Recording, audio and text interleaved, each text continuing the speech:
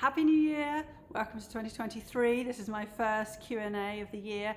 It's a barn Q&A today. I've been in my car, but I'm now back at my own barn. So this Q&A is actually a massive discussion, and I'm probably going to do a podcast on this to expand on it even more. But it is about training methods and which one should you follow, which one should you use, which one's better than another one, and should you pay for it, or should you be happy to just sort of get the gist of it and carry on by yourself. It's all come about because I'm a member of a few groups that talk about methods to train. Actually, some very good methods to include in rehab of horses as well. And I've been asked my opinion on a few of these different options that we've got out there. Now, they're all on social media. A few of them have got sort of website members, platforms, and usually they're led by one person who is probably the most experienced person. But because of the following that they gather, they are presented as a bit of a master, you know, they're an expert in it. And sometimes there's this little idea of you put somebody up there and they're on a pedestal and then they are a guru. So should we, or how can we decide which training method is better than the other? And that is a really difficult question. So I'm going to stay out of the argument as to whether X is better than Y. And yeah, that's political, but also because I don't know them all. I've joined a few of them. I've paid for entry on some of them, and I followed others for a lot longer, for many years. But, you know, I haven't seen these people train horses on a one-to-one basis. And sometimes, you know, online you don't get the whole nuance of what they're trying to achieve because it's very difficult to communicate that sort of online. So I don't want to sit here and say, I recommend X over Y. However, if you are looking at these training regimes or training methods, or these people, or joining classes and paying lots of money for them, then the fundamentals are the same whether you choose X or Y.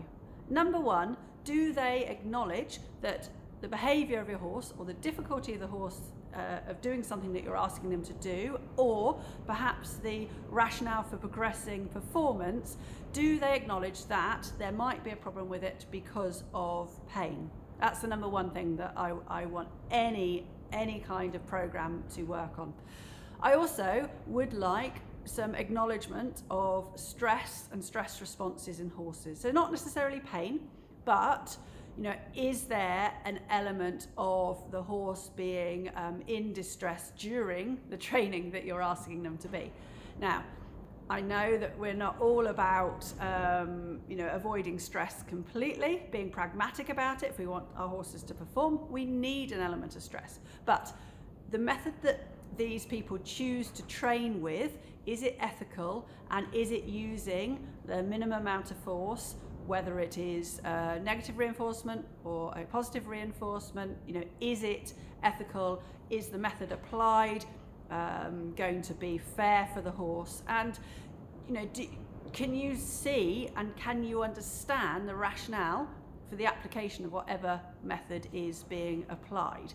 That should all be explained. If you're paying into one of these training providers, then that needs to be really clear. It needs to be explicit and transparent as to how, you know, these methods are proposed to work. And the person teaching them needs to understand that as well. Okay, so pain, fundamental, it doesn't matter what you're doing, that's number one. The second thing is, can that training program be adapted for your horse, and is it individualized? Because not every horse needs to do every single thing, and this is, you know, perhaps some of the difficulty. So the prerequisites for a horse being able to carry a rider, there are some fundamentals that are non-negotiable, but the rest of them depends what you want to do with your horse. It depends what your goals are, your outcomes are, or if indeed you do have goals or outcomes. That then is, you know, something slightly different for each of those horses that you'd apply the method to. So can you progress and regress depending on where your horse is at the moment and where the horse ultimately is aiming to be when you've finished those, you know, the sort of training pathway. And then the other thing that I would say is, does it focus on perhaps the fundamentals of movement? Are they looking at mobility and range of motion that is important for the function that you want to do with your horse, so the outcome? And do they consider the stability, the muscle control, and then also the strength of your horse? And is that progressed appropriately? So it doesn't matter what it is, those fundamentals are the same. The horse has to have the range of motion to achieve what you want it to achieve. It has to have the strength and the muscle activation to control those movements. And whether it's a program that isolates a single step or it's a program that looks at the whole body, those fundamentals are the same. So the other thing that we want to think about is the cost of it. Does the cost justify what you're trying to achieve?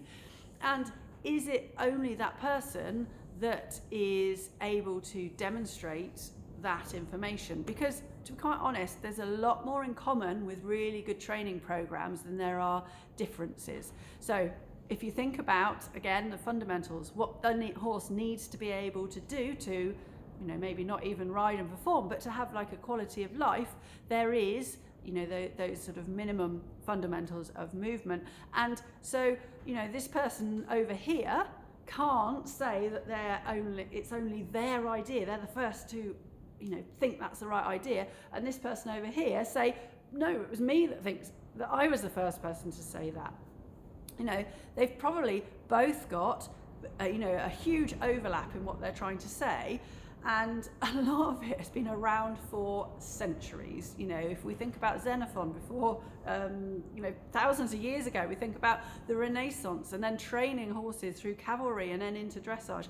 I think it's all been said before. So it's the package that it comes in that is actually, probably what attracts people to a certain program more than another.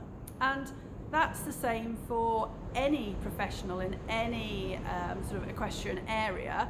There's going to be people that you as a person relate to more, you can understand them more, you can you sort of get the gist of what they're trying to say more. But even if you think that you love the person that's selling the program, please, please, please be critical about it. Think, is this new information? Can I get it anywhere else? Is it worth the money that I'm going to pay for it? Does the person, are they open to questions? Can I get feedback? What sort of level of service are you paying for? And then think about those fundamentals. Number one, pain. Number one, number one, pain. Number two, the behaviour. Is there a rational explanation to why your horse might be behaving the way it is? And does the program address the training aspects of it, how it's how it's designed and how it's progressed, and the sort of actual fundamental learning theory of how you're going to teach your horse how to do what they say you want to do, and then thinking about function, as in the range of motion of your horse, the control of the muscles, which muscles is it working, how strong they are, and then is it matching those prerequisites of how a horse needs to be able to carry a rider. So, sorry, a bit of a long Q&A, and I spoke as fast as I can so I could get it all in. I've got so much more to say on it, but you won't, I don't think you'll ever get me saying in public that X is better than Y. I can say what's wrong about certain training programs and what I don't like, but actually, if we look at the fundamentals, you can make a decision on your own, depending on your budget, depending on your finance, so long as it's ethical for the horse and it actually achieves the goals that it sets out to achieve. So that's all for me now. Happy New Year, have a good January, and I'll see you at the lay-by Q&A very soon.